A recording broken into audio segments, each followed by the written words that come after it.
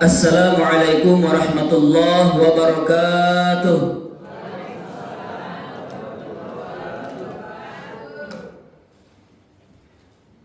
Alhamdulillahi rabbil alamin.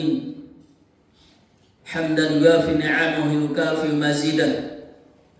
Ya Rabbana lakal hamdu wa lakal syukru kama yanbaghi li jalali wajhikal karim 'azimi sultanik. Allahumma fasalli wa sallim ala sayyidina Muhammadin wa ala alihi wa sahbihi ajma'in. Amma ba'du. Yang sama-sama kita hormati dan Allah muliakan Bapak Duta Besar Republik Indonesia untuk negara Inggris, Bapak Dr. Desra Percaya beserta Ibu, Bapak Ibu pejabat, para diplomat beserta jajarannya yang dirahmati Allah Subhanahu wa taala. Tidak lupa pula kepada Koordinator Pengajian Masyarakat Indonesia London, Bapak Andaru, kepada Bapak Ibu hadirin yang berada di ruangan ini. Mudah-mudahan Allah selalu memberikan kesehatan kepada kita semua, memberikan umur yang berkah, meluaskan rezekinya, dan menerima amal ibadah kita, khususnya puasa bulan Ramadan ini. Mengawali kajian kita pada sore hari ini, terlebih dahulu mari kita bersyukur kepada Allah Subhanahu wa taala. Pada sore hari ini kita masih diberikan kesehatan, nikmat,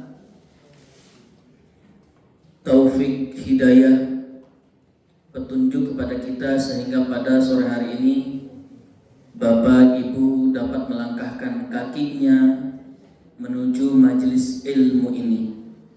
Bapak Ibu semua merupakan pilihan Allah yang pada hari ini dipilih oleh Allah untuk mendapatkan ilmu di majelis yang mulia ini, dan itu patut kita syukuri.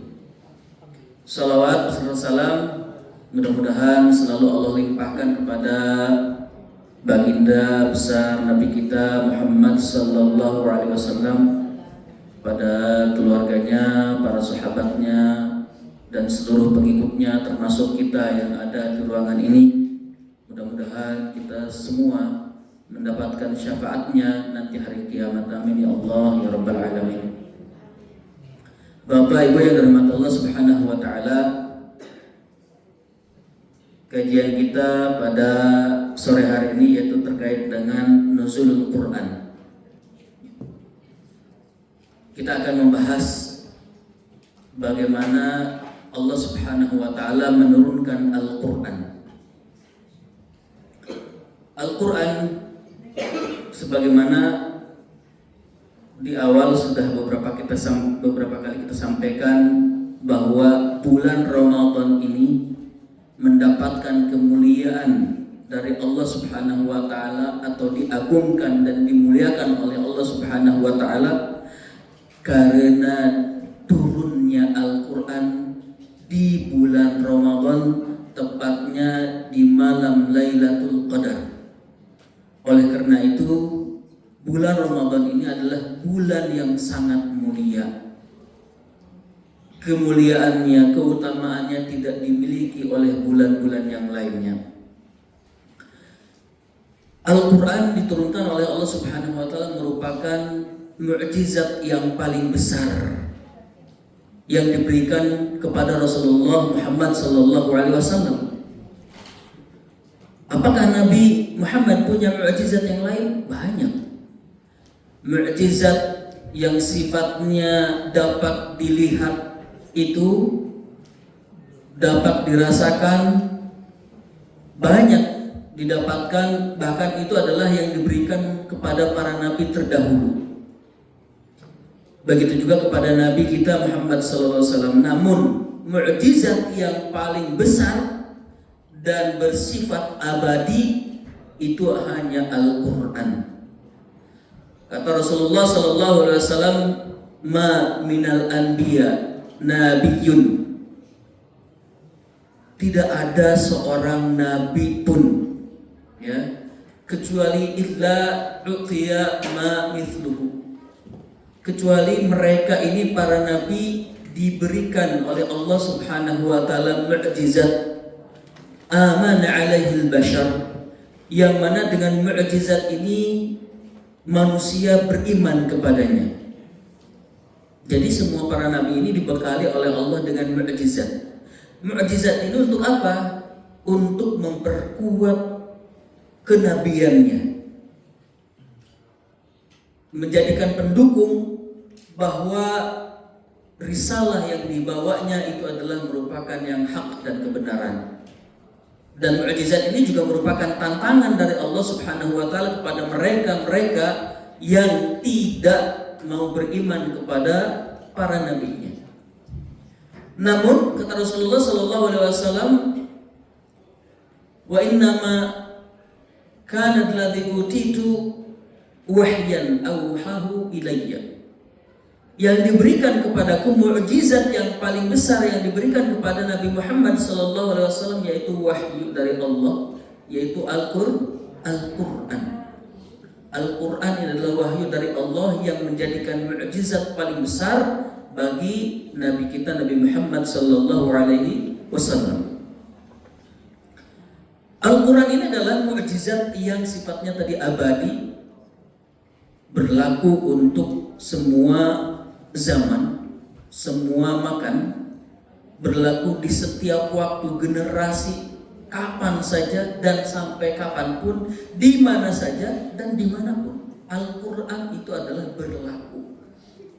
Ayat-ayatnya yang mulia ini mengandung di dalamnya itu segala hajat kebutuhan manusia, daripada urusan agamanya sampai kepada urusan dunianya. Dan bahkan di dunia, urusan dunianya, segala sesuatu yang kita perlukan pada dasarnya sudah ada tuntunannya yang nanti dijabarkan oleh Rasulullah sallallahu alaihi wasallam. Para hadirin yang dirahmati Allah Subhanahu wa taala, Al-Qur'an ini adalah kita temanya nuzulul Qur'an. Apa sih yang dimaksud dengan nuzul Al-Qur'an? Turunnya Al-Qur'an. Turun, al-inzal atau nuzul atau al-inzal itu memiliki dua makna. Ada makna secara umum, ada makna secara khusus. Namun pengertian inzal itu sendiri yaitu proses penurunan Al-Quran dari sisi Allah Subhanahu wa ta'ala kepada Nabi kita baginda Rasulullah sallallahu alaihi wasallam dengan cara-cara tertentu. Maka itu disebut dengan nuzulul Quran, turunnya Al-Quran. Bagaimana prosesnya? Al-Quran ini diturunkan kepada baginda Nabi besar Muhammad sallallahu alaihi wasallam. Al-Quran pertama itu ditetapkan oleh Allah Subhanahu wa taala di Lauhil Mahfuz. Di Lauhil Mahfuz. Apa itu Lauhil Mahfuz? Lauh itu adalah lembaran, catatan. Al-Mahfuz itu yang terjaga. Jadi Lauhil Mahfuz itu adalah lembaran catatan yang terjaga, yang dijaga oleh Allah Subhanahu wa taala. Yang mana Lauhil Mahfuz ini isinya adalah catatan-catatan takdir, ketetapan Allah Subhanahu wa taala untuk makhluknya. Baik makhluknya itu adalah manusia, jin, syaitan, semua selain daripada Allah itu adalah makhluk Allah Subhanahu wa taala. Allah catat di situ apa yang akan berlaku, apa yang akan terjadi kepada manusia itu sendiri. Baik yang sudah kita lakukan dahulu, ya, Bahkan 1 detik barusan tadi saya ngomong itu sudah ada catatannya di Allah Subhanahu wa taala. Yang sedang kita lakukan sekarang saya lagi bicara, itu sudah dicatatkan oleh Allah. Maupun yang akan datang juga itu ada catatannya. Itu adalah Lauhul Mahfuz. Maka Al-Qur'an juga pada awalnya berada di Lauhul Mahfuz. Sebelum kemudian Allah Subhanahu wa taala pisahkan Al-Qur'an ini daripada Al-Lauhul Mahfuz. Sebagaimana diriwayatkan daripada Ibnu Abbas radhiyallahu taala anhu, fusil Al-Qur'an min adz-dzikr. Al-Qur'an ini dipisahkan daripada adzikr. Adzikr ini adalah Al-Lauhul Mahfuz. Ya, fawdi'a fi Baitul Izzah. Kemudian Al-Qur'an tadi yang dipisahkan daripada Lauhul Mahfuz ini disimpan di mana? Di Baitul Izzah. Baitul Izzah ini adalah suatu tempat yang ada di langit dunia. Ya, langit dunia yang langit yang paling awal pertama. Ya.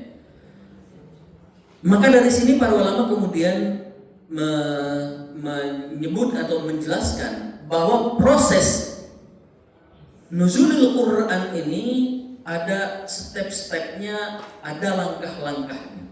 Yang pertama tadi adalah Lauhul Mahfuz. Setelah ada di Lauhul Mahfuz, Allah turunkan ke Baitul Izzah, yaitu yang ada di langit dunia. Ya. Maka Allah Subhanahu wa taala berfirman, "A'udzu billahi minasyaitonir rajim, syahrul ramadhan allazi unzila fihi al-Qur'an. Hudal lin-nasi wa bayyinatin minal huda wal furqan." Kata Allah Subhanahu wa taala, bulan Ramadan itu adalah di mana bulan diturunkannya permulaan Al-Qur'an. Apa maksudnya permulaan Al-Qur'an? Artinya Al-Qur'an diturunkan sekaligus ke Baitul Izzah tadi. Diturunkan ke Baitul Izzah yang ada di langit dunia. Sebagai petunjuk, sebagai hidayah, wa bayyinatin minal huda, dan penjelasan-penjelasan daripada petunjuk itu. Wal furqan, dan juga pembeda antara hak dan yang batil. Maka dalam ayat lain di dalam surat Al-Qadar, Allah Subhanahu wa taala mengatakan, "Inna anzalnahu fi lailatul qadar." Inna anzalnahu, kami telah menurunkan Al-Qur'an fi lailatul qadar, pada malam Lailatul Qadar. Malam Lailatul Qadar berada di bulan Ramadan.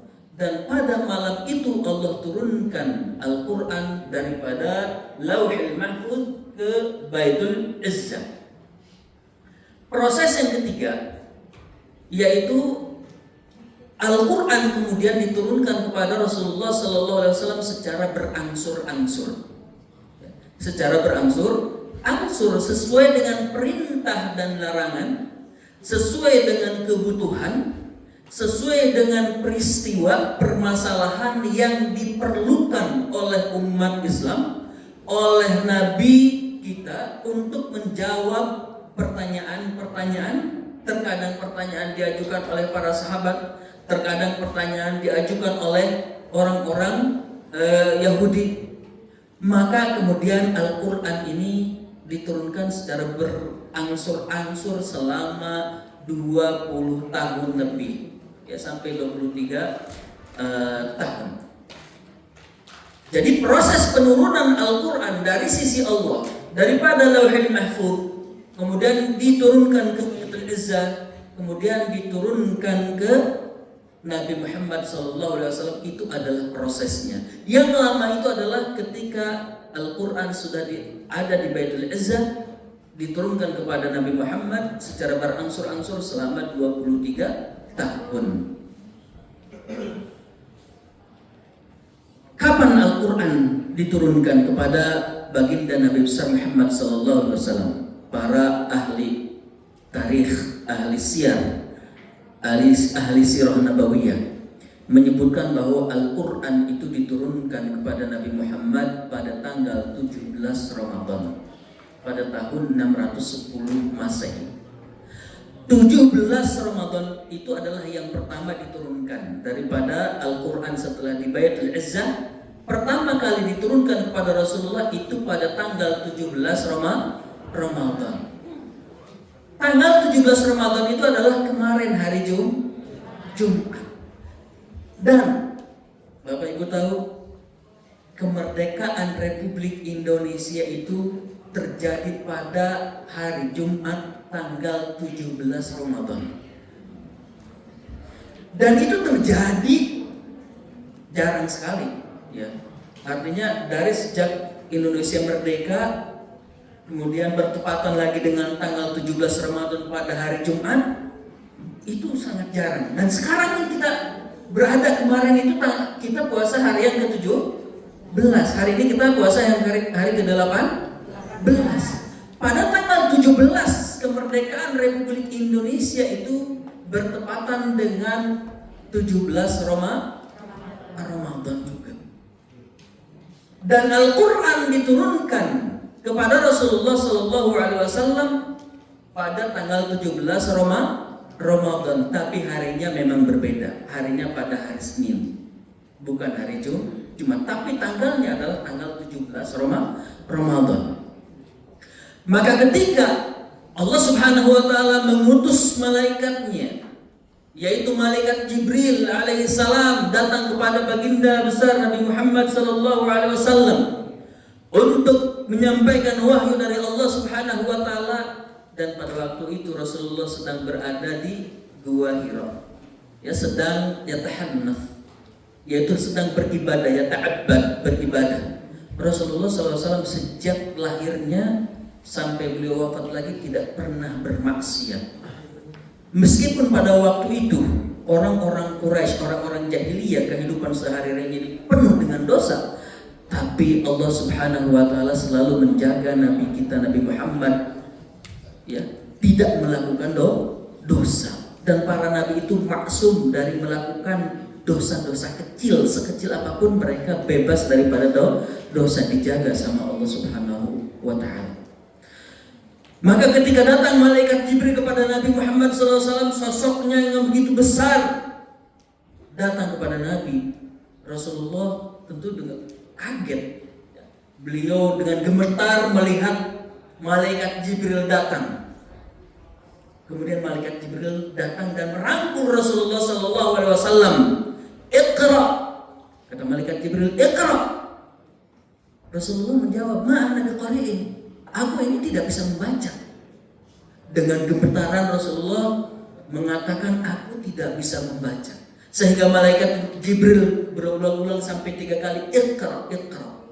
Dan terakhir kemudian kata malaikat Jibril, Iqra bismi rabbikal ladzi khalaq, khalaqal insana min 'alaq, Iqra wa rabbukal akram, alladzi 'allama bil qalam, 'allamal insana ma lam ya'lam.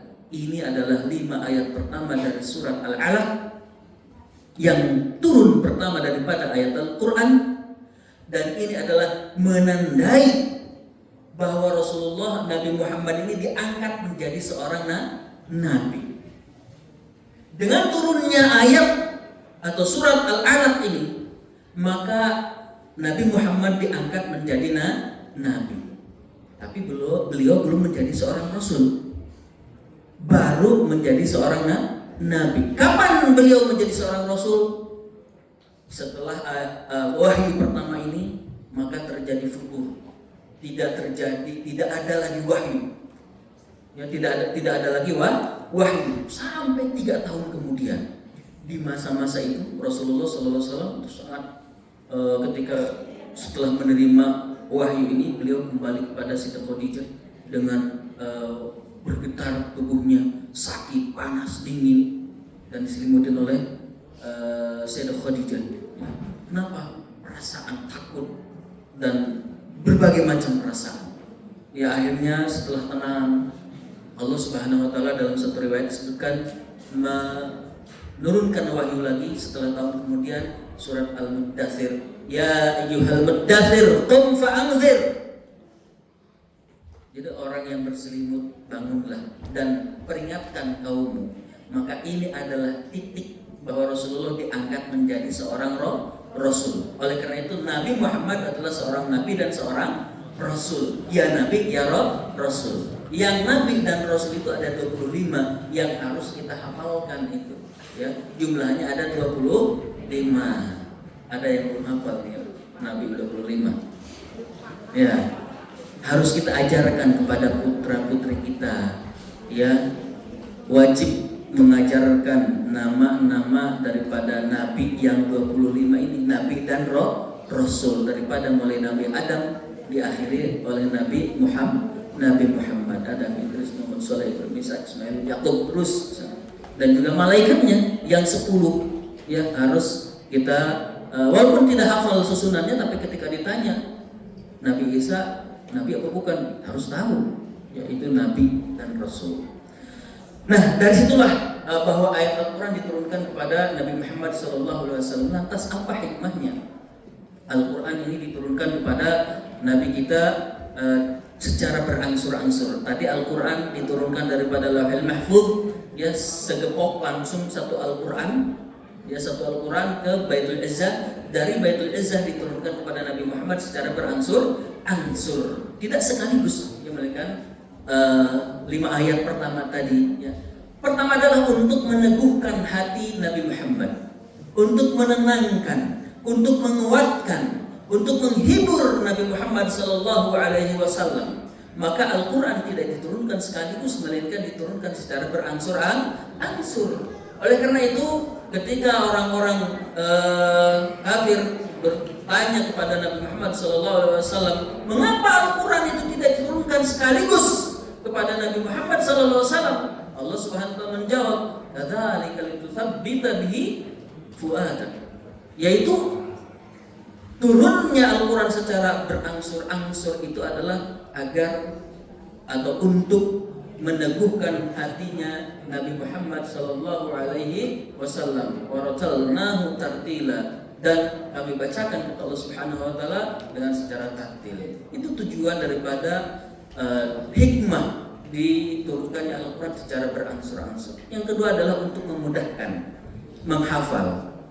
Zaman dahulu kalau misalkan sekaligus diturunkan, para sahabat tentu akan kerepotan untuk menghafalkan Al-Quran sekaligus. Maka dari itu adalah Allah Subhanahu wa taala menurunkan secara berangsur-angsur 5 ayat dan sebagainya. Maka dalam satu riwayat disebutkan daripada Abi Nadrah, beliau meriwayatkan daripada Abu Sa'id Al-Khudri. Abu Sa'id Al-Khudri adalah seorang sahabat.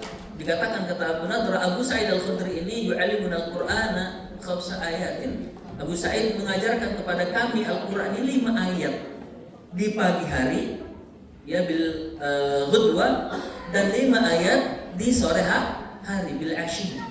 Jadi 5 ayat pagi, 5 ayat sore. Dan Abu Sa'id Al-Khudri juga menyampaikan kepada Abu Nadrah tadi bahwa malaikat Jibril juga datang membawa wahyu kepada Rasulullah 5 ayat, yaitu 5 ayat tadi khususnya apa? Surat Al-Alaq. Maka begitu cara mempermudah mungkin penghafalan Al-Quran, diantaranya bisa mengikuti apa yang disampaikan atau yang diajarkan oleh Abu Sa'id Al-Khudri, 5 ayat di pagi hari, 5 ayat di sore hari. Kemudian yang ketiga hikmahnya adalah untuk mendidik umat, at-tadarruj, step by step. Kenapa? Karena kewajiban ini adalah banyak larangan dan kewajiban yang diperintahkan atau yang dilarang oleh Allah Subhanahu wa taala itu tidak sekaligus langsung dilarang. Minuman khamar misalkan, arak, apakah langsung haram arak? Tidak. Tapi apa?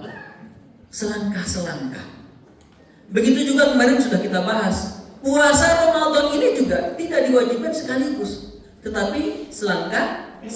Pertama wajib dulu puasa Asyura, yang kedua wajib puasa, tetapi milih apakah mau puasa atau mau bayar fidyah. Kemudian pindah lagi puasa sehari penuh, tapi malamnya tidak boleh makan dan minum. Dan akhirnya puasa seperti sekarang ini, seperti yang kita lakukan, itu pendidikan untuk umatnya agar bisa meninggalkan keburukan menuju kebaikan secara bertahap. Tidak mudah untuk merubah seseorang itu secara frontal dari awal langsung sekaligus berubah menjadi orang yang baik. Yang selanjutnya adalah menjawab peristiwa yang terjadi. Masih ada waktunya? Masih. Menjawab. Al-Quran tidak diturunkan sekaligus karena banyak peristiwa-peristiwa yang terjadi di sekeliling Rasulullah SAW. Ada orang yang bertanya atau ada kejadian yang memerlukan jawaban. Banyak. Contohnya misalkan ketika orang Yahudi, budaya Yahudi itu kalau istrinya sedang haid, orang Yahudi itu tidak pernah makan bersama dengan istrinya. Jangankan tidur bareng, makan saja mereka tidak. Kenapa? Karena perempuan yang dalam keadaan sedang haid bagi orang Yahudi adalah sangat kotor dan sangat hina. Maka mereka tidak makan bareng, apalagi tidur bareng satu kamar. Tidak. Kemudian sahabat bertanya kepada Rasulullah tentang perilaku orang-orang Yahudi ini yang memperlakukan istrinya seperti itu. Maka Allah Subhanahu wa taala menurunkan ayat wa yas'alunaka 'anil mahid. Mereka akan bertanya atau mereka bertanya tentang perempuan-perempuan tadi yang sedang haid. Apa kata Allah Subhanahu wa taala? Qul huwa adza. Katakan bahwa memang perempuan yang sedang haid itu dikatakan kotor. Artinya kotor di sini bukan kotor benar bukan. Kotoran maksudnya kotoran yang keluar daripada rahim perempuan itu adalah kotor. Fa'tazilun nisa, kata Allah. Maka oleh karena itu wahai laki-laki, jauhilah istri-istrimu yang sedang haid. Jauhi di sini apa? Jauhkan dirimu daripada mempergauli istrimu, ya, daripada mempergauli istrimu fil mahid pada saat dia sedang haid. Maka kemudian Rasulullah SAW menjelaskan kepada para sahabat, lakukan apapun, isna'u kullu syai', lakukan apapun terhadap istri-istrimu illa nikah, kecuali berhubungan suami istri. Jadi yang tadinya orang-orang Yahudi itu memperlakukan istri sebegitu buruknya, tapi ketika Islam datang, kata Rasulullah, perlakukan dia sebaik-baiknya, seperti biasa, kecuali melakukan hubungan suami istri. Haram hukumnya kalau istri sedang haid kita mempergaulinya. Maka itu adalah untuk menjawab peristiwa atau persoalan seperti ini. Dan masih banyak persoalan-persoalan yang timbul karena pertanyaan atau eksiden dan lain sebagainya. Dan yang terakhir yaitu membantah syubhat orang-orang kafir. Ya, ini adalah terkait dengan tuduhan, argumen terkait dengan Al-Quran, perbuatan Nabi Muhammad dan lain sebagainya. Banyak orang-orang kafir ya yang tidak menyukai Islam, tentunya mereka akan mengatakan hal-hal yang buruk tentang Islam. Ya, satu hal lagi yang fenomena yang sangat mengkhawatirkan dan ironis. Ada penelitian yang dilakukan oleh Kementerian Agama bersama BRIN di Indonesia, khususnya di Jakarta. Guru PAI yang ada di sekolah-sekolah umum, ya, kemudian murid-muridnya disurvei bagaimana pengetahuannya terkait dengan baca tulis Al-Quran. Maka ditemukan bahwa rata-rata kemampuan membaca Al-Quran orang, yaitu guru PAI, guru agama, kemampuannya itu rendah. Kemampuan baca Al-Qurannya rendah atau masih awal, ya, sangat rendah. Itu sangat miris sekali guru agama seperti itu. Kemudian terutama di dalam tajwidnya, siswanya apalagi, ya, mereka indikatornya itu terendah, mampu membaca Al-Quran hanya 43% yang mampu. Berarti 56 sekian persen belum mampu membaca Al-Quran. Kemudian apa? Yang agak baikan, ya 52 agak baikan, yang tidak mampu. Coba bayangkan Bapak Ibu semuanya, ini kita bulan Al-Quran, bulan puasa itu bulannya Al-Quran. Maka mari kita perbaiki perilaku kita, perlakuan kita terhadap Al-Quran, interaksi kita terhadap Al-Quran. didik anak-anak kita dengan Al-Quran. Ajarkan kepada mereka untuk mampu membaca Al-Quran. Karena kalau misalkan sudah belajar, sudah di masa-masa tua, sudah sulit ya, untuk belajar Al-Quran. Tapi Masya Allah tadi saya itu Ibu Qori'ah tadi yang membaca, Ibu Kartini. Saya tidak bisa membayangkan waktu beliau remaja, suaranya dan baca Al-Qurannya bagaimana. Begitu merdu. Ini di masa sekarang masih muda aja bacanya bagus, apalagi dulu waktu remaja, ya lebih bagus lagi. Ya Bu ya, alhamdulillah saya terus saja mendengar suara itu sangat merinding. Tambah lagi dengan yang membaca sehari tiluahnya, Masya Allah. Itu kalau kita resapi makna daripada apa yang dibaca tadi, insya Allah itu akan menambahkan keimanan kita kepada Allah Subhanahu Wa Taala. Bapak Ibu yang dirahmati Allah Subhanahu Wa Taala, di akhir daripada kajian ini saya kembali mengingatkan dan mengajak kepada Bapak Ibu semuanya, mari kita gunakan bulan Ramadan ini untuk meningkatkan amal ibadah kita kepada Allah Subhanahu Wa Taala, meningkatkan sedekah kita kepada Allah Subhanahu Wa Taala. Saya juga tidak bosan-bosan mengingatkan bahwa saya datang ke sini tadi sudah disebutkan, yaitu utusan daripada Dompet Duafa dalam rangka menyampaikan peran kontribusi Dompet Duafa di dalam membantu saudara-saudara kita di Sumatera dan Aceh yang sedang mengalami duka bencana. Karena itu bagi Bapak Ibu yang ingin berdonasi, maka kami persilahkan untuk membantu saudara-saudara kita yang ada di Sumatera atau Aceh. Demikian, wabillahi taufiq wal hidayah. Assalamualaikum warahmatullahi wabarakatuh.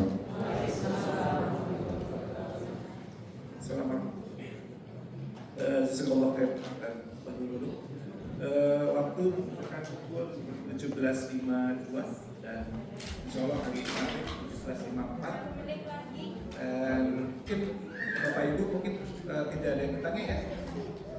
Kan waktu terbatas, sesi tanya jawab dari diadakan. Dan sebelum kita tutup, ada pengumuman.